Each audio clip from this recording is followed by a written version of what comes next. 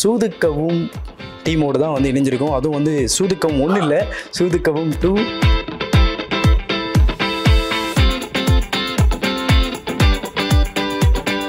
Sir கூட நீங்கள் work பண்ணும்போது என்னென்ன விஷயத்த வந்து ஃபேஸ் பண்ணிக்கிட்டீங்க, அவர் லேர்ன் பண்ணிக்கிட்டீங்க? சார் வந்து நடித்தாருன்னா கூட இருக்க எல்லாருக்குமே என்ன மாடுலேஷனில் பேசணும், இதை பேசினா தான் அந்த ரியாக்ஷன் நான் தர முடியும். ஏற்றுக்கொள்பவர்களுக்கு அதை வந்து அண்டர்லைன் பண்ணி சொல்லணும். ஒரு படத்துல 2-3 கேரக்டர் கூட அப்படி நடந்திருக்காது சார். 2-3 கேரக்டருக்கு டப் பண்ணி ஒரே ஃப்ரேம்லேயே 3 கேரக்டர்களெல்லாம் பேசியிருக்கேன் நான். 8 தோட்டாக்கள்னு ஒரு படம் வருது சார். அங்கே இருந்தால் சார் நீங்கள் வந்து உங்களுக்குள்ளே வந்து ஒரு வேறு மாதிரி ஒரு சீரியஸ் கேரக்டர் இருக்குன்றது தெரிய வருது சார் எங்களுக்கு. இது மட்டும்தான் நான் பண்ணுவேன் அப்படின்னு இருக்கக்கூடாது.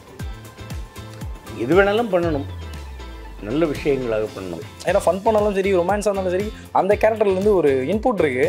ஸோ அந்த கேரக்டர் நீங்கள் பார்த்தீங்களா, பார்த்துட்டு என்னென்ன விஷயத்தெல்லாம் இன்புட் எடுத்துக்கிட்டு ஓகே இதெல்லாம் தெளிவாக இந்த இடத்துல பண்ணணும். வந்து சிவா அண்ட் கருணாகரன், அதுக்கப்புறம் கல்கி, கவி அவங்க கூட மட்டும் தான் எனக்கு காம்பினேஷன். சார் கூடயோ ராதாரவி சார் கூட எனக்கு அவங்க கூட யார் கூடயுமே எனக்கு காம்பினேஷன் வரல. நல்ல வேலை.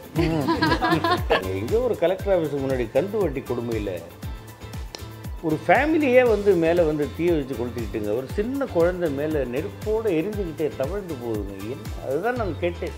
நீங்கள் உங்களை டப்பிங் ஆர்டிஸ்ட் அப்படின்னு சொல்லி எடுத்துப்பீங்களா, இல்லை நான் வந்து வேறு ஆக்டர் அப்படின்னு எடுத்துப்பீங்களா, சாரி ஆர்டிஸ்ட் அப்படின்னு எடுத்துப்பீங்களா, ஆர்எல்ஸ் நீங்கள் வந்து ஒரு கமெடியன் அப்படின்னு எடுத்துப்பீங்களா?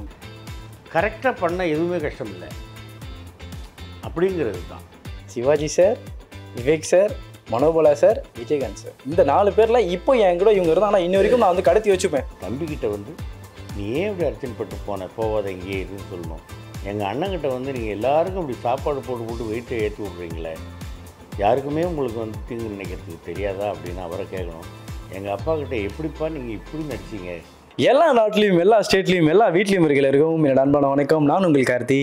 ஸோ இன்றைக்கி வந்து சூதுக்கவும் டீமோடு தான் வந்து இணைஞ்சிருக்கோம். அதுவும் வந்து சூதுக்கவும் 1 இல்லை, சூதுக்கவும் 2. ஸோ அந்த படக்குழு தான் இணைஞ்சிருக்கோம்.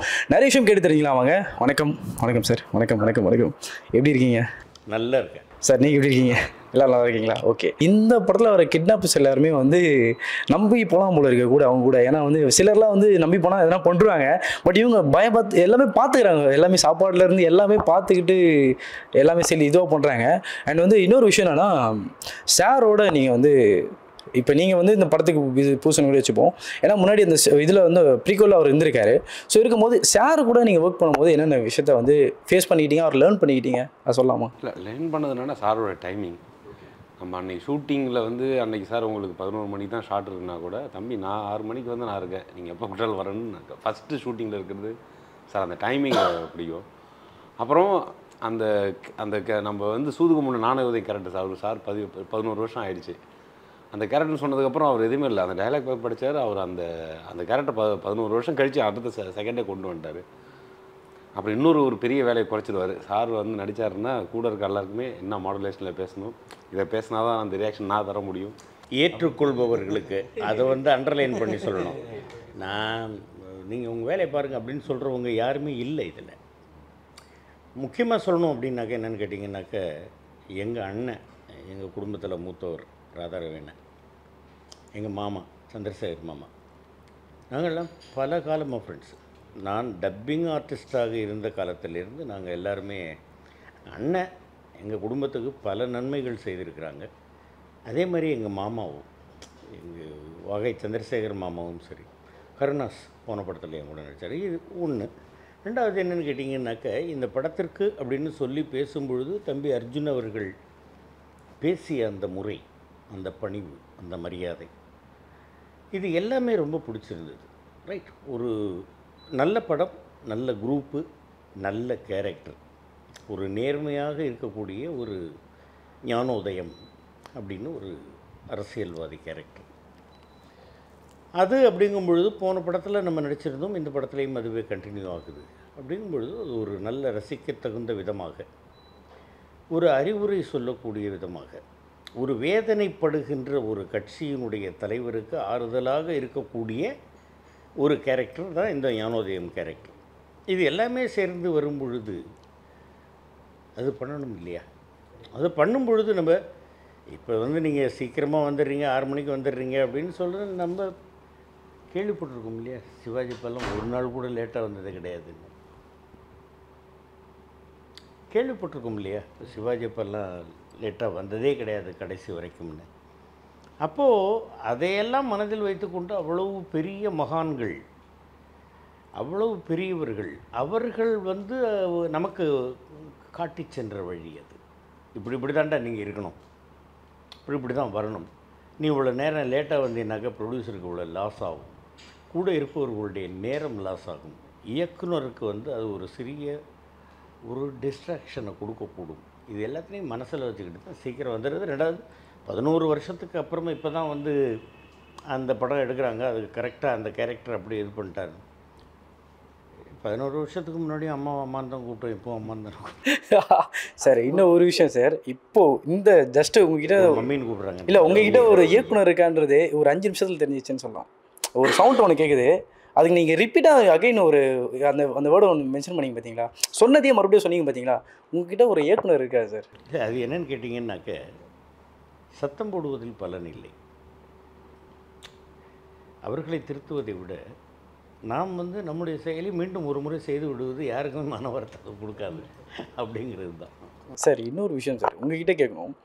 நீங்கள் இந்த 2010 அதாவது 2000லேருந்து 2010 அந்த டைமில் இருந்து ஃபுல்லாகவே நீங்கள் பண்ண படங்கள் எல்லாமே வந்து காமெடி ஜானர்ஸு அந்த மாதிரி படங்கள் ஆயிடுச்சு. லைக் இந்த அழகிய தமிழ் மகன் அந்த படத்தெல்லாம் பார்த்தீங்கன்னா அவ்வளோ நீங்கள் காமெடி படங்களாக பண்ணுவீங்க. அதே மாதிரி உங்கள் கேரக்டர் எல்லாமே வந்து அந்தளவுக்கு வச்சுட்டு இருந்தாங்க. 8 தோட்டாக்கள்னு ஒரு படம் வருது சார், அங்கே இருந்தால் சார் நீங்கள் வந்து உங்களுக்குள்ளே வந்து ஒரு வேறு மாதிரி ஒரு சீரியஸ் கேரக்டர் இருக்குன்றது தெரிய வருது சார் எங்களுக்கு. அதே மாதிரி உத்தம வில்லன் சார், அதுதான் சார் எனக்கு என்னென்னா மொழி பயணம் அதெல்லாம் சித்திரம் பேசுதடி அஞ்சாதே இதெல்லாம் வந்து என்னன்னு கேட்டிங்கன்னா, இது மட்டும்தான் நான் பண்ணுவேன் அப்படின்னு இருக்கக்கூடாது. எது வேணாலும் பண்ணணும், நல்ல விஷயங்களாக பண்ணணும். சமீபத்தில் ஒரு தம்பி வந்து சொன்னார், இந்த மாதிரி ஒரு கேரக்டர் அப்படின்னு சொன்னார். இப்படியே இருந்தேன். என் ஃப்ரெண்ட்ஸ் எல்லாம் சொன்னாங்க, சார் நீங்கள் பண்ண மாட்டீங்கன்னு. அப்புறம் ஏன் தம்பி வேஸ்ட்டாக டைம், உங்களுக்கும் வேஸ்ட்டு எனக்கும் வேஸ்ட்டு, என்ன விட்ருங்க, நான் என் வீட்டில் தான் இருக்கேன், நீங்கள் அங்கேருந்து ட்ராவல் பண்ணி இவ்வளோத்துக்கு வந்து சொல்கிறீங்க. இந்த கேரக்டர் நான் பண்ணால் எப்படி தம்பி நல்லாயிருக்கும்? நல்லா இருக்காது, வேண்டாம். ஏன்னா கொஞ்சம் புரட்சிகரமான கருத்துக்கள். இப்போ நீங்கள் மனைவியை பற்றி பேசியிருப்பேன் 8 தோட்டாக்களில். துப்பாக்கி முனை படத்தில் வந்து அந்த குழந்தைகளுக்கும் பெண்களுக்கும் நடக்கக்கூடிய பிரச்சனைகள், இது எல்லாவற்றையும் வந்து நம்ம பேசியிருக்கிறோம் இல்லையா? அப்படிங்கும் பொழுது அதற்கு நேர்மாறாக ஒரு கேரக்டர் நீங்கள், ஆமாம் சார் நீங்கள் பண்ணால் நல்லா இருக்காது சார், அப்புறம் ஏன் தம்பி நீங்கள் உங்கள் டைம் வேஸ்ட் பண்ணுங்க? இல்லை சார் உங்களை பார்க்கணுன்னு தான் சார் வந்தோம். ரைட், ஓகே, பாருங்க போங்க. அது மாதிரி நமக்கு ஒரு நல்ல கேரக்டர் இது. இந்த ஞானோதயம்ங்கிறது ஒரு தலைவருக்கு உறுதுணையாக இருக்கக்கூடிய ஒரு கேரக்டர். தன்னுடைய சொந்த மகனே வந்து சரியில்லாதவன் அப்படிங்கும் பொழுது அவனுக்கு எதிராகவே இருக்கக்கூடிய கேரக்டர். இவருக்குள் இயல்பாக எழக்கூடிய ஒரு ஆத்திரம், அதனால் இவருக்கு ஏற்படக்கூடிய அவமானங்கள், இதெல்லாம் கடைசியில் என்ன ஆகுது அப்படின்றத நல்ல அருமையாக பண்ணியிருக்காப்புல தம்பி.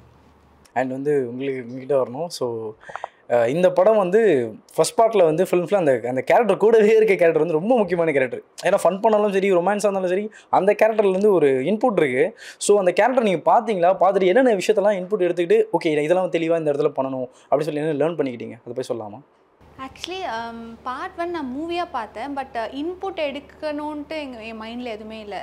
லைக் சஞ்சிதா செட்டி அவங்களோட ரோலை அழகாக ப்ளே பண்ணிட்டாங்க. ஸோ இதில் வந்து சார் வந்து லைக் அர்ஜுன் சார் வந்து எனக்கு வந்து ஒரு பிளாட் கொடுத்துட்டாரு. அதை பேஸ் பண்ணி நான் எப்படி பண்ணுவேன்ற மாதிரி தான் ஒரு இது ஸ்க்ரீன் ப்ளே பண்ணார். ஸோ எனக்குமே அது ஈஸியாக இருந்துச்சு. ஸோ அது நான் எப்படி பண்ணுவேன்ற மாதிரி தான் பண்ணியிருக்கேன். லைக் அந்த கேரக்டர்லேருந்து இன்புட் எதுவுமே நான் எடுக்கலை. Okay okay. பட் நீங்கள் வந்து இந்த பெரிய பெரிய சீனியர் ஆக்டர்ஸ்லாம் இருக்கும் போது ஆக்சுவலி அன்ஃபார்ச்சுனேட்லி சார் கூட எனக்கு ஒர்க் பண்ணுறதுக்கான இது காம்போ இல்லை. ஸோ லைக் இன்டர்வியூவில் தான் இப்போ தான் இந்த காம்பினேஷன் வந்திருக்கு. So like hopefully like next ப்ராஜெக்ட்ஸில் ஒர்க் பண்ணலாம் சார் கூட. நான் வந்து சிவா அண்ட் கருணாகரன், அதுக்கப்புறம் கல்கி, கவி அவங்க கூட மட்டும்தான் எனக்கு காம்பினேஷன். சார் கூடயோ ராதாரவி சார் கூட எனக்கு அவங்க கூட யார் கூடயுமே எனக்கு காம்பினேஷன் வரல. நல்ல வேலை. ஸோ அதனால அது மனசுக்குள்ளே அவங்க சொல்லிக்கிறாங்க இல்லைப்பா அப்படிலாம் இல்லை அப்படி இல்லையா ஓகே சார், அதே மாதிரி உங்ககிட்ட வரணும். இப்போ நீங்கள் வந்து இந்த ஃபஸ்ட் பார்ட்டுன்றது ஒரு மாதிரி கல்ட்டு, எல்லாரும் சார் சிவா சாரே சொன்னார் கல்ட் அப்படின்னு சொல்லிட்டாரு. ஆனால் நீங்கள் வந்து இதில் ஒரு விஷயம் பண்ண போகிறீங்க. இப்போது எல்லாருமே வந்து சில படங்களை எனக்கு நான் ஒரு ஓன் ஸ்டோரி பண்ணணும், வேற ஒரு விஷயத்த வந்து நான் வந்து பார்ட் 2 பண்ணுறது அப்படின்னு சிலருக்கு ஒரு இது இருக்கும். நான் வந்து ஒரு யூனிவர்ஸை க்ரியேட் பண்ணணும், இல்லை நான் வந்து ஒரு என்ன சொல்ல ஒரு பெரிய ஒரு ப்ராஜெக்ட் கிரியேட் பண்ணணும் அப்படி சொல்லி வரவங்க இருக்காங்க. பட் நீங்கள் எதிரி அக்செப்ட் பண்ணிக்கிட்டீங்க, ஓகே நான் அது பண்ணுறேன் பார்ட் 2 பண்ணுறேன் அப்படின்னு சொல்லி இப்படி அக்செப்ட் பண்ணிக்கிட்டீங்க? இல்லை, எனக்கு படம் வந்து எனக்கு யங் மங்சன் பிரபுதேவா சாரோட படம். அதை முடிச்சுட்டு அந்த படம் ரிலீஸ்க்கு வெயிட் பண்ணிட்டு இருக்கு. எனக்கு வந்து என்னென்னா திருக்குமரன் என்டர்டைன்மெண்ட், நான் படம் முண்டாஸ்பட்டி திருக்குமரன் என்டர்டைன்மெண்ட் சிவகுமார் சார் தான். அப்புறம் இன்டர்நெட் நாளை ஒர்க் பண்ணேன். அவர் வந்து ஃபஸ்ட்டு என்ன இதில் ரைட்டராக தான் கூட்டார். எனக்கு வந்து சூதுகம் 2 அப்போ நலன் சார் வந்து ஐடியா கொடுத்துருக்காரு, எழுதுங்கன்னு தான் சொல்லி கொடுத்தாரு. கொரோனா டைமில் எழுதி முடிச்சதுக்கப்புறம் வந்து அவரே வந்து இல்லை நீங்கள் டேரக்ட் பண்ணி கொடுங்கன்னும் போது எனக்கு அந்த டைம் எனக்கு வேறு நெக்ஸ்ட்டில் இந்த ஸ்கிரிப்ட் மேலே கான்ஃபிடென்ட் இருந்தது. இது நம்ம ஒரு பார்ட் 2 வந்து நம்ம வந்து இதில் பண்ணுறது ஒர்க் நல்லா இருந்தது, அதுக்காக ஒத்துக்கிட்டேன். நீங்கள் ஸ்கிரிப்ட் நல்லா சேலஞ்சிங்கான ஸ்கிரிப்ட் தான். ஏன்னா நீங்கள் வந்து தனியாக ஒரு கதை என்னோட ஓன் கதை என்ன வேணாலும் பண்ணலாம். ஆனால் ஒரு சூதுகம் 1ல் அதை பார்ட் 2 பண்ணும்போது அதை அப்படியே அதை கிரியேட் பண்ணுறதுல வந்து ஒரு நல்ல ஒரு சேலஞ்சிங் இருந்தது. அதனால தான் பண்ணேன். To working with Shiva Mirchi Shiva, so அவர் எப்படி இருந்தது, அவர் வச்சு எப்படி டைரக்ட் பண்ணீங்க? சம்டைம்ஸ் எல்லாருமே சிலர் வந்து இருக்காங்க ரொம்ப ஆக்ஷனாக ஓகேப்பா நான் அப்படி தான் இருப்பேன் ஸ்ட்ரிக்டாகவே இருப்பான்பா அப்படின்னு. இல்லை நீங்கள் அதான் ஒரு விஷயத்தை நல்லா புரிஞ்சுக்கணும். சிவா வந்து ஒரு குழந்தை தன்னைத்தானே கிண்டல் பண்ணி ரசித்துக்கக்கூடிய ஒரு அற்புதமான ஒரு எனக்கு அது ரொம்ப பிடிக்கும். நான் படத்தில் வந்து அதாவது தமிழ் படம் பண்ணியிருக்கோம். அதான் நான் என்ன சொல்கிறேன்னாக்கா ஒரு நல்ல ஒரு கள்ளம் கபடம் இல்லாத ஒரு தம்பி, ரொம்ப நல்ல டைப்பு. அதனால் அவர் கூட ஒர்க் பண்ணுறது ஒன்றும் பெரிய இது இல்லை, நல்லா ஈஸியாக தான் இருக்கும், ஜாலியாக இருக்கும். இப்போ இந்த இன்டர்வியூவில் சிவா சார் இருந்திருந்தாருன்னா என் இடத்துக்கு எல்லாம் சிரிச்சுட்டே தான் இருந்திருப்போம். அவ்வளோ ஜாலியாக அவர் பேசுகிறதே வந்து கலாய்ச்சிட்டே அப்படியே ஜாலியாக பேசிடுவார். நம்மளுமே அதை என்ஜாய் பண்ணுற மாதிரி இருக்கும் அவர் பேசுகிறது. அவர் இப்போது சம்டைம்ஸ் வந்து இயல்பாகவே சிலர்லாம் வந்து ஃபன்னாகவே இருப்பாங்க பேசுகிறதுலையும் சரி, அவங்க சொல்கிற கவுண்டர் கூட இயல்பாக இருப்பாங்க. அவர் சில இன்புட்லாம் கொடுத்தாரா? சில டைம் இந்த சீன் வருது, சீன் நீங்கள் எக்ஸ்பிளைன் பண்ணும்போது இந்த மாதிரி ஃபன் இது பண்ணலாமா, டைலாக் போடலாமா அப்படின்னா இன்புட்? இல்லை, நான் இப்போ அவர் மட்டும் இல்லை, இப்போ நம்ம சார் கூட ஒர்க் பண்ணும்போது கூட நாங்கள் டைலாக் கொடுப்போம். சார் சொல்லுவார், அர்ஜுன் இது வந்து ஒரு அரசியல்வாதி பேசும்போது அதுக்கு வந்து இன்னும் கொஞ்சம் உச்சரிப்பு இந்த மாதிரிலாம் இருக்கும், நான் சேர்த்துக்கலாமான்னு கேட்பேன். கரெக்டாக இருக்கும் சார். ஏன்னா சாருக்கு வந்து தமிழ் இது வந்து பயங்கரமாக வரும். இப்போ நாங்கள் ரீசெண்டாக வந்து ஒரு சென்சார் கட்டு கொடுத்தாங்க, நாங்கள் என்ன வேர்டுன்னு பொருளை டப்பிங்கில் வந்து டப்புன்னு அதுக்கான வேர்டை ஃபில் பண்ணார். அதான் நான் இந்த இதில் வந்து பார்த்திங்கன்னா என்னது மெச்சி சிவா சாரோட ஒர்க் பண்ணும்போது அவருக்கு அந்த டைமிங் நல்லா வரும். இப்போ நம்ம ஒரு டைலாக் எழுதியிருப்போம், அந்த டைலாக் அர்ஜுன் இப்படி சொன்னால் அந்த டைமிங் மிஸ் ஆகும், நான் அதை வந்து ஒரு வேர்டு நான் இங்கிலீஷ் வேர்டு போட்டுக்கிறேன், ஒரு வேர்டு போட்டுக்கணும், அவர் அதை வந்து நெக்ஸ்ட் லெவல் கொண்டு போவார். அது நீங்கள் அந்த காமெடி நம்ம எப்போ காமெடி சேனலில் பண்ணும்போது கரெக்டாக அந்த வசனமே தான் பேசணும் அவசியம் இல்லை. அது ஆர்டிஸ்டோட ஃப்ளெக்சிபிளுக்கு ஏற்ற மாதிரி சின்னதாக நம்ம ஒரு இல்லை சார் அதில் ஒரு செம்ம டைலாக்லாம் சாரே தான் போட்டார். என்னது கோபுரத்தில் போயிட்டு அந்த கோபுரத்தில் போயிட்டு ஒரு ஒரு ஒரு இலை குப்பை போய் ஒட்டிக்கிச்சுன்றதுக்காக அந்த குப்பைக்கே சேர்த்து குபாபிஷேகம் பண்ணுற அளவுக்கு நம்ம மக்கள் வந்து மோசமானவங்க இல்லை அப்படின்னு. நாங்கள் அந்த இடத்துல என்னென்னா இதை பற்றி கவலைப்பட வேணாம் தலைவரே, இவனை வந்து மக்கள் ஏற்றுக்க மாட்டாங்க, இப்படி தான் எங்களோட வாசனை இருக்கும். அதில் ஒரு சின்ன ஒரு இதெல்லாம் சார் தான் பண்ணார். மெட்டாஃபர் மாதிரி சொல்கிறாரா? ஆமாம். அது என்னன்னு கேட்டிங்கன்னாக்க நம்ம நிறைய வந்து நான் 38 ஆண்டுகள் ஆச்சு இந்த இண்டஸ்ட்ரிக்கு வந்து. அப்போது நிறைய அவர்கள் நாடக கலைஞர்கள், அதாவது புகழ் பெற்றவர்கள், ஒரு புகழ் பெறாமல் போன புத்திசாலிகள் எவ்வளோ பேர் இருந்திருக்காங்க. அவங்க கூடலாம் நான் வந்து உட்காந்து டப்பிங்கில் இருக்கும் பொழுது அப்படிலாம் உட்காந்து பழகியிருக்கேன். அப்போது அவர்கள் சொல்லக்கூடிய விஷயங்கள் இதெல்லாத்தையும் கிரகித்து நமக்குள்ளே நம்மளும் கொஞ்சம் கற்பனை இது பண்ணோம் இல்லையா. டைரக்டர் வந்து என்ன சொல்கிறாரோ சொல்லிட்டு போகும்பா, நமக்கு என்ன பண்ணாக்கா அது ஒரு இது கிடையாது. அப்போ அவருடைய வேலையை உதவி இயக்குனர்கள் மட்டும் இல்லை, அந்த படத்தில் நடிப்பவர்களும் குறைக்கணும். ஒரு காட்சி சிறப்பாக வர வேண்டும்.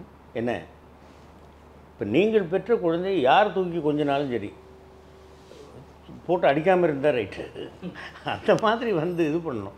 நீங்கள் எங்கே எங்களே கேட்டுருக்கீங்க தம்பி பாடலாசிரியர் உங்ககிட்ட தான் வரலான்னு இருந்தேன். We are not the same அப்படின்னு சொல்லி கேட்டோம். இன்றைக்கி தான் ரிலீஸ் ஆயிருந்துச்சு. ஸோ பயங்கரமாக இருக்குது. எப்படி ப்ரோ ஸ்டார்ட் பண்ணீங்க, எப்படி வந்தீங்க? ஃபஸ்ட்டு படம் தானே இது? ஃபஸ்ட்டு நான் அந்த ஆப்பர்ச்சுனிட்டி க்ரியேட் பண்ணி கொடுத்த சூதுகம் டீமுக்கு நன்றி சொல்லிக்கிறேன். இன்னொன்று சார் பக்கத்தில் உட்காந்துருக்கிறதுக்கு ரொம்ப கொடுத்து வச்சுருக்கேன், சாருக்கு நன்றி சொல்லிக்கிறேன். We are not the same. Arjun sir மூலியமாக தான் அந்த வாய்ப்பு கிடைச்சது. அர்ஜுன் சாருக்கு ஏற்கனவே யங் மங் சங் அப்படின்னு சொல்லிட்டு ஒரு படம் ஒர்க் பண்ணியிருந்தேன். அது மூலியமாக தான் இந்த வாய்ப்பு கிடைச்சது. அவங்களே ஷார்ட்டை ஃபஸ்ட்டு மீட் பண்ணணும்னு சொல்லிட்டாங்க. We are not the same, இதை வச்சு தான் நம்ம இந்த பாடலை பண்ண போகிறோம், அந்த சீக்வன்ஸை சொல்லி இந்த சீக்வன்ஸ் இப்படி தான் இருக்க போகுது, ஸோ இதுக்குள்ளே தான் எனக்கு கண்டென்ட்டாக வேணும் அப்படின்னு சொன்னாங்க. ஸோ அப்படி உருவானது தான் அந்த பாடல். எத்தனை பாடல் எழுதிருக்கீங்க இந்த படத்தில்? இந்த படத்தில் இரண்டு முழு பாடல்கள் இருக்குது. வி ஆர் நாட் த சேமும் என்ன நடக்கும் ஏது நடக்கும்ன்ற ஒரு தத்துவ பாடல் இருக்குது. இந்த 2 பாடல் நான் எழுதியிருக்கேன். மற்றதெல்லாம் தீம் சாங் மாரி இருக்குது. அது டீம் ஒர்க்கா மியூசிக் டைரக்டர் அண்ட் இன்னும் 2 பேர் அதை ஒர்க் பண்ணியிருக்காங்க. இப்போ யூஸ்வலாக நீங்கள் இந்த சாங்லாம் எழுதும் போது ஃபுல் ஸ்டோரி கேட்டுப்பீங்களா, இல்லை அது கோர் ஐடியா மட்டும் கேட்டுக்கிட்டு நீங்கள் பாடல் எழுத ஆரம்பிச்சிருவீங்களா? இல்லை, அந்த சாங்க்கு என்ன தேவையோ அதை மட்டும் சொல்லுவாங்க. இப்போ ஒரு லவ் சீக்வன்ஸையா அந்த லவ்வுக்கு என்ன தேவையோ அதை மட்டும் சொல்லுவாங்க. ஸோ அதுக்குள்ளே நம்ம ஒர்க் பண்ணுறது தான். என்ன சொல்கிறேன்னா வந்து மைக்கேல் மதன காமராஜர்னு சொல்லி ஒரு படம் ஒன்று இருக்குது. அந்த படத்தில் வந்து அந்த கதையே வந்து அந்த ஒரு பாடலில் சொல்லிட்டு இருப்பாங்க. ஸோ இந்த மாதிரி கேட்குறேன், உங்களுக்கு வந்து அந்த அந்த சீன் மட்டும் சொல்லிட்டு ஓகே இப்போ வந்து இந்த சீன் மட்டும் தான் நடக்குது, ஸோ இதுக்கு மட்டும் பாட்டு எழுதுனா போதும் அப்படின்னு சொல்லுவாங்க. ஓவரால் அது வந்து இயக்குனர்கள் வந்து இயக்குனர்களுக்கு தெரியும். ஒரு லிரிசிஸ்டே இப்போ ஒரு 5 பாடல்கள் 6 பாடல்கள் முழு பாடல்கள் எழுதுருவோம், அதில் வந்து நம்மளுக்கு ஸ்டோரி பேஸ்டு வேணுங்க, லிரிக்லேயே அதை கன்வே பண்ணோம் அப்படின்னா இயக்குனர்கள் சொல்லிடுவாங்க. சொல்லும்போதே கதை தான்ப்பா, இதுலேருந்து இப்படி ஆரம்பிக்குது, அதில் இந்த இடத்துல பாடல் வருதுங்கும் போதே நம்ம அதுக்குள்ளே என்ன தேவையோ அதை நம்ம பண்ணலாம். இப்போ கண்டென்ட் பேஸ்டுனா எனக்கு இந்த கண்டென்ட்டில் இந்த சாங்கில் இந்த லிரிக் தான் இப்படி தான் எனக்கு வேணும்னா நம்ம அதுக்குள்ளே தான் நம்ம ஒர்க் பண்ணி ஆக முடியும். ஸோ அப்படி ஒர்க் பண்ண தான் வி ஆர் நாட் த சேமாக இருக்கட்டும், என்ன நடக்கும் ஏது நடக்கும் யாருக்கும் தெரியாது தத்துவ பாடலாக இருக்கட்டும். ஓகே.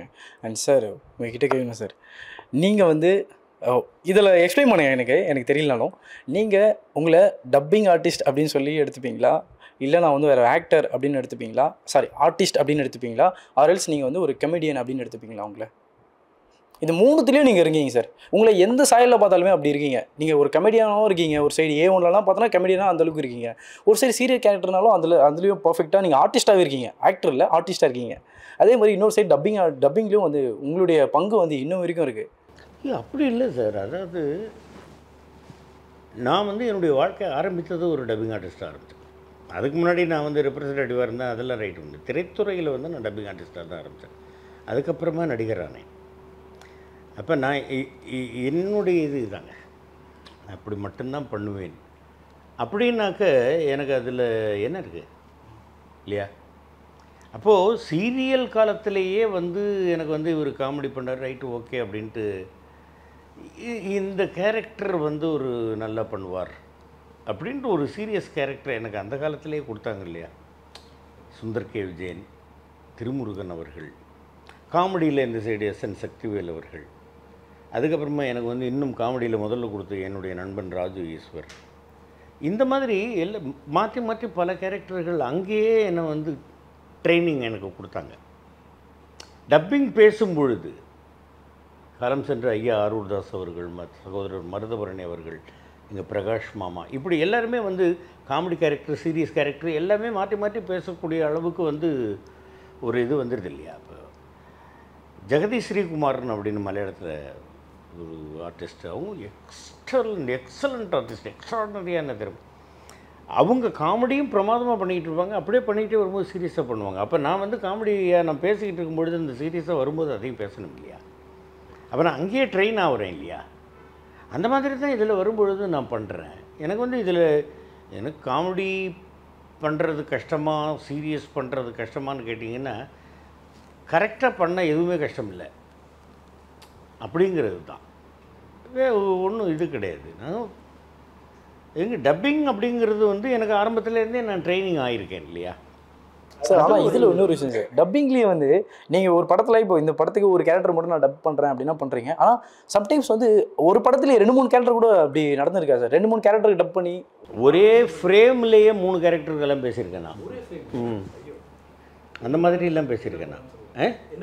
இல்லை, தெலுங்குலேருந்து தமிழ் வருது இல்லையா? அந்த மாதிரி வந்து இதுதான்டா போலீஸ், அந்த மாதிரி டாக்டர் ராஜசேகர் நடித்த படங்கள், அந்த மாதிரி சில இதில் நான் பேசிக்கிட்டே இருக்கேன். எதிர்க்க வந்து பேசுகிறதுக்கு ஒருத்தர் இல்லை அப்படின்னாக்க இவருக்கு பேசிட்டு உடனே வாய்ஸை மாற்றி அவருக்கு பேசிட்டு அவர் வாய்ஸை மாற்றி இன்னொருத்தருக்கு பேசிட்டு அப்படி எல்லாமே பண்ணியிருக்கேன் நான். சார் அசுரனில் கூட 2-3 பண்ணியிருக்கீங்கன்னு நினைக்கிறேன். நிறைய பண்ணியிருக்கேன். அசுரன் படத்தில் 4-5 கேரக்டர் பண்ணியிருக்கேன் நான்.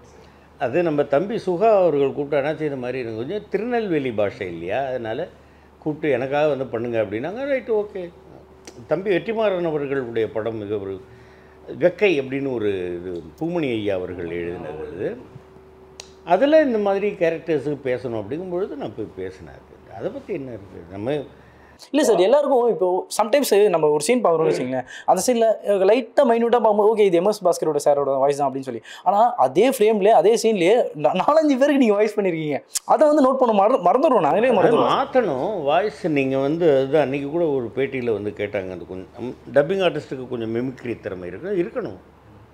நான் எல்லாத்துக்கும் ஒரே மாதிரி தான் பேசுவோம், ஒரே மாதிரி இங்கிலீஷ்லேயே தான் பேசிக்கிட்டு இருப்பேன்னாக்கா அது அப்புறம் நீங்கள் ஒரு கிராமத்தாருக்கு பேசணும், ஒரு விவசாயிக்கு பேசணும் அப்படின்னாக்கா நீங்கள் எப்படி வந்து இது பண்ணுவீங்க? நீங்கள் எறும்பில் ஒரு மாதிரி பண்ணிட்டீங்க, அதுலேயே எறும்பு படத்தில். ஆமாம், அதில் ஒரு மாதிரி, அதில் ஒரு அதான் இது மாதிரி வட்டிக்கு கொடுத்துவிட்டு இது பண்ணுறது தான் அதெல்லாம் நம்ம பார்க்குறோம் இல்லையா. நான் ஒரு இதில் கூட சொல்லியிருந்தேங்க, எனக்கு ரொம்ப மனசு பாதித்த விஷயங்கள் அப்படிங்கிறது. நாங்கள் எங்கேயோ ஒரு கலெக்டர் ஆஃபீஸுக்கு முன்னாடி கந்து வட்டி கொடுமையில் ஒரு ஃபேமிலியே வந்து மேலே வந்து தீயை வச்சு கொளுத்திக்கிட்டுங்க, ஒரு சின்ன குழந்தை மேலே நெருப்போடு எரிஞ்சுக்கிட்டே தவழ்ந்து போகுதுங்க. என்ன அதுதான் நான் கேட்டேன், இதில் யாரை நோவது? வழியில்லாமல் போய் கடன் வாங்கியவர்களையா, கொடுத்த கடனை வசூல் பண்ணணும் அப்படின்ற அந்த வட்டிக்கு கொடுத்தவர்களையா, இல்லை இப்படி இருவருக்கும் நிலையை உண்டாக்கிய இறைவனை நோவதா? அப்படின்றது தான். நம்ம இறை நம்பிக்கை இருந்தாலும், அபரிமிதமான இறை நம்பிக்கை நமக்கு இருந்தாலும், சமயத்தில் இறைவனை ஏப்பா இப்படி பண்ணுற அப்படின்னு நொந்துக்க தான் வேண்டி இருக்கு. அந்த மாதிரி ஒரு கேரக்டர் தான் அவன் அந்த எறும்பு படத்தில் வரக்கூடிய அந்த வட்டிக்காரர் கேரக்டர். ஓகே. ஸோ இப்போ நான் ஒரு கேள்வி ஒன்று எடுத்துகிட்டு வந்துருக்கேன். இந்த படத்தில் கோரே வந்து கிட்னாப் பண்ணுறது தான். ஸோ இப்போ நான் வந்து இவங்க சிலரை வந்து சொல்கிறேன், இவங்களெலாம் நீங்கள் கிட்னாப் பண்ணிட்டு சாருக்கு ஒன்று தனியாக வச்சுருக்கேன், இப்போ உங்களுக்கு உங்கள் 3 பேர் மட்டும் வச்சுருக்கேன் ஃபஸ்ட்டு. ஸோ இந்த ஹீரோயின் வச்சுப்போம், இந்த ஹீரோயினை வந்து நான் கிட்னாப் பண்ணி எங்கள் கூட வச்சுக்கணும் அப்படின்னு சொன்னால் யாரை சொல்லுவீங்க? நீங்கள் 3 பேருக்கு, சாருக்கு வேறு வச்சுருக்கேன். ஸோ ஃபர்ஸ்ட் ஒன் வந்து தமன்னா, செகண்ட் ஒன் வந்து சமந்தா, தேர்ட் ஒன் வந்து பிரியங்கா மோகனன், ஃபோர்த் ஒன் வந்து த்ரிஷா. சமந்தா, தமன்னா, பிரியங்கா மோகனன், த்ரிஷா, இதில் யாரை நீங்கள் கிட்னாப் பண்ணி தனியாக வச்சுப்பீங்க? நீங்கள் ஆன்சர் பண்ணிட்டீங்கன்னா why Tamannaah? Any reason? Tamannaah எனக்கு பிடிக்கும், அவங்க ஆக்டிங் பிடிக்கும். ஸோ எனக்கு இப்போ உங்களுக்கு சார் எனக்கு ஸோ வந்து நீங்கள் வந்து இவங்களை வந்து கிட்னாப் பண்ணி இவங்ககிட்ட நிறைய லேர்ன் பண்ணிக்கணும், இவங்ககிட்ட நான் நிறைய விஷயம் லேர்ன் பண்ணிக்கணும், இப்போ வரைக்கும் அவங்க இருக்கணும், அவங்க இப்போ இல்லைனாலும் சரி, அந்த மாதிரி சில கேரக்டர் சொல்கிறேன், அது யார் உங்க கூட இருக்கணும்னு ஆசைப்பட்றீங்க? ஒன்று வந்து விவேக் சார், செகண்ட் ஒன்று வந்து மனோபலா சார், தேர்ட் ஒன்று வந்து விஜயகாந்த் சார், ஃபோர்த் ஒன்று வந்து Sivaji sir, Vivek sir, Manobala sir, Vijayakanth sir. இந்த 4 பேரில் இப்போ என் கூட இவங்க இருந்தால், ஆனால் இன்ன வரைக்கும் நான் வந்து கடத்தி வச்சுப்பேன், அன்பின் நிமித்தமாக சொல்கிறேன். அப்படி நான் கடத்தி வச்சுப்பேன்னா யாரை வச்சுப்பீங்க? நான் எங்கிட்ட வந்து ஒரு இது இருக்குது, 7 சீட்டர் கார் இருக்குது, 4 பேருமே கடத்திடுவேன். ஒருத்தர் இல்லை. நான் சொல்கிறேன் ஏன்ப்பா இப்படி நடித்து நாங்கள் என்ன நடித்தாலும் எடுபடாமல் பண்ணிட்டு போனீங்கன்னு எங்கள் அப்பாவை டெய்லி ஒரு 10 தடவை கேட்கணும். எங்கள் அண்ணனை இந்த அதை தான் சொல்கிறது ஒன்று. அதாவது இந்த படத்தில் ஃபஸ்ட்டு நாங்கள் நடிக்கும் டிசம்பர் 28 தான் நானும் சந்திரசேகர் மாமா, ராதாரவேணெல்லாம் கமிட் ஆகிறோம். அன்றைக்கி வந்து டிஃபன் சாப்பிட்டு உட்காந்துருக்கோம் கேரவனுக்குள்ளே. அப்போ தான் விஜயகாந்தன் அமரர் ரைட்டர்னு சொல்கிறது. அதனால் இந்த முதல் நாள் நம்ம மறக்க முடியாத ஒரு விஷயம். மறுநாள் நாங்கள் லீவ் விட்டுட்டு ஷூட்டிங் பிரேக் விட்டு எல்லாருமே போயிட்டோங்க. அவரை கடத்திக்கிட்டு போய் அங்கே வச்சுக்கிட்டு என்ன பண்ணோம்? இந்த 4 பேரில் யாரையுமே நான் கடத்திட்டு போயிட்டாக்க ரிலீஸே பண்ண மாட்டேன் சார், அங்கேயே தான் இருக்கணும். காலன் வந்தாலும் அவனை காலால் உதைத்து துரத்தி விட்டு இவர்களை என் கண்ணுக்கு கண்ணாக அங்கேயே வைத்திருப்பேன் அப்படிங்கிறதும் உண்மை. இந்த கடத்தல் மேட்டருக்கு நான் இன்னொன்று சொல்கிறேன். மீனா குமாரின்னு ஒரு பெரிய ஆர்டிஸ்ட் இருந்தாங்க ஹிந்தியில். இங்கே சாவித்திரி அம்மா எப்படி அந்த மாதிரி அங்கே பக்கீஸா அப்படின்னு ஒரு படம், அதெல்லாம் பிரமாதமாக ஆக்ட் பண்ணியிருப்பாங்க. இந்த செல்லுத்தி செல்லுத்தி ஒரு பாட்டெல்லாம் வராங்க. இவங்க ட்ரெயினில் போகும்போது, ட்ரெயின் நிறுத்தி, நீங்கள் கேள்விப்பட்டீங்களா அர்ஜுன்? மான்சிங்னு ஒரு பெரிய ஒரு சம்பல்ல ஒரு மிகப்பெரிய ஒரு இவர் இருந்தார், கொள்ளைக்காரர். மான்சிங்லாம் வர்றாருன்னா, குதிரையில் வர்றாருன்னா அப்படி 6 அடி 2 அங்குலம் ஒரு எலும்பு கூட ஹைட்டு. உருவம் எப்படி இருப்பாங்க. இவங்களை கடத்திட்டு போயிட்டாரான். நான் கேள்விப்பட்டது தான் இது, நான் பார்க்கல. கடத்திட்டு போயிட்டேன்.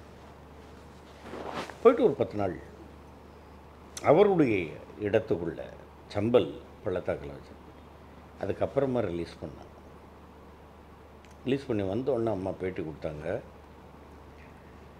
மான்சிங் வந்து ட்ரெயினில் ஏறி வந்து நீங்கள் வாங்க, உங்களை நான் ராணி மாதிரி பார்த்துக்கிறேன் அப்படின்னு சொல்லி கூட்டிகிட்டு போனார். நான் ராணி மாதிரி பார்த்துக்கல, மகாராணி மாதிரி பார்த்துக்கிட்டாரு. அவங்கள உட்கார வச்சுட்டு ஒரு இடத்துல பாறை மேலே பெட்டு மாதிரி போட்டு உட்கார வச்சுட்டு கீழே உட்காந்து கையை கட்டிக்கிட்டு இவங்களுடைய திரை அனுபவங்களையெல்லாம் கேட்டுக்கிட்டே இருப்பாராம். மாஜி மாஜி மாஜின்ற வார்த்தைக்கு, அம்மான்ற வார்த்தைக்கு தவிர அடுத்த வார்த்தை அவர் பேசலை. எவ்வளவோ டீசெண்டான ஒரு மனுஷங்க. எனக்கு அங்கிருந்து வர்றதுக்கே எனக்கு வந்து விருப்பம் இல்லை அப்படின்னு சொன்னாங்க.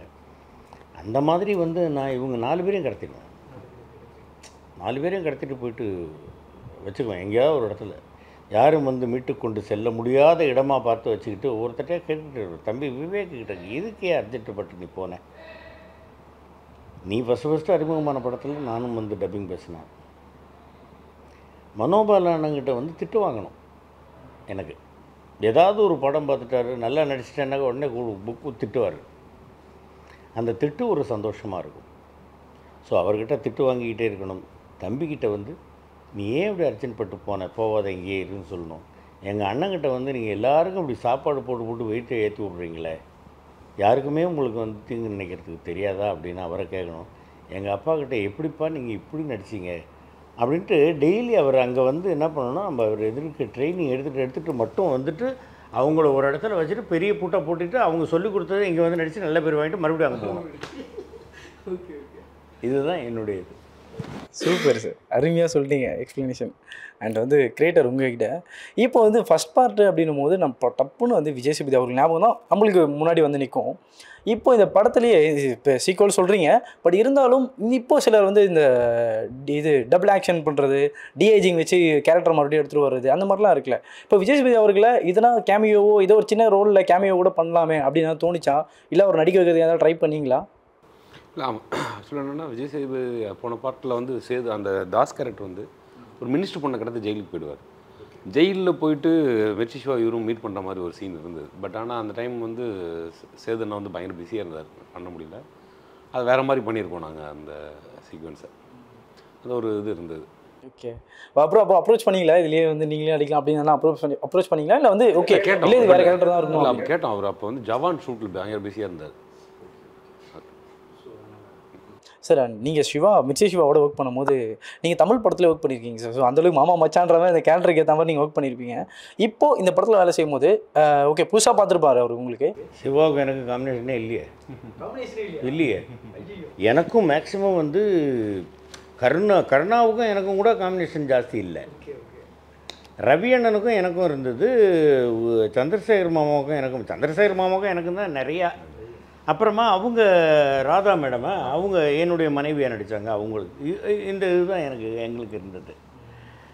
அவ்வளோதான் இருந்தது. அந்த மாதிரி ஒரு நாள் நைட்டு ஷூட்டு அந்த மீட்டிங் நடக்கிற மாதிரி நானும் சந்திரசேகர் மாமாவும் உட்காந்துட்டு பழைய விஷயங்கள்லாம் நாங்கள் டப்பிங்க்கு வந்த காலத்தில் மாமா வந்து பாரதி ராஜா சார் படத்தில் நடிக்க ஆரம்பிக்கும் போது நாங்கள் எல்லோரும் ஒன்றா அப்பையிலேருந்து நாங்கள் ப்ரொடியூசர், அதாவது சினிமாங்கிறதுக்காக ஷூட்டிங் முடிஞ்சிச்சா ரைட் அவ்வளோதான் பை அப்படின்றது இல்லை. ஃபோன் பண்ணுமாம்மா இப்படி மாப்பிள்ள எப்படி இருக்க என்ன எதுனா அப்படி பேசுவோம். இந்த மாதிரி ஒரு அறுபடாத தொடர்பு. ரவி அண்ணனுக்கும் எனக்கும் அப்படித்தான். அந்த மாதிரி வந்து ஒரு இவங்களுக்கு கூட தான் எனக்கு காம்பினேஷன் இருந்தது. இந்த பாப்பா கூட எனக்கு காம்பினேஷன் இல்லை, அவங்களோடையும் காம்பினேஷன் இல்லை. எனக்கு மேக்ஸிமம் காம்பினேஷன் இவங்களோட தான். அப்போ அவங்க சொன்னாங்க இல்லையா என் கூட நடிக்கலை அப்படின்ட்டு. அடுத்து வேறு ஏதாவது படத்தில் பண்ணுவோம்மா. Sure sir, பகவான் செயல் கண்டிப்பா. நல்லபடியாக நடக்கட்டும்.